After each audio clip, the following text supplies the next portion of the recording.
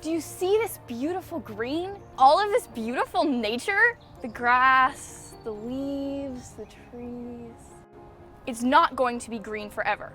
I've been reading all of these apocalyptic novels, and it is scary, scary stuff, people. If the sun doesn't burn out first, my theory is that all of this beautiful nature is going to turn on us.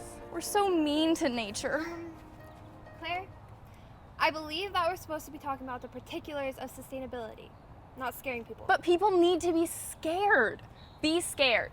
Be scared, people.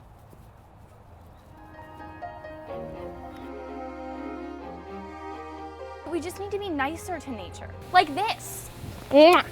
Mwah. Trees have feelings too.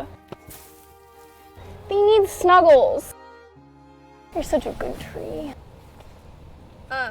Claire, we're supposed to be talking about planting trees, not making love to them. But trees need snuggles!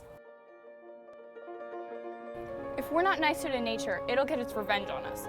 Trees and the plants and everything will be all...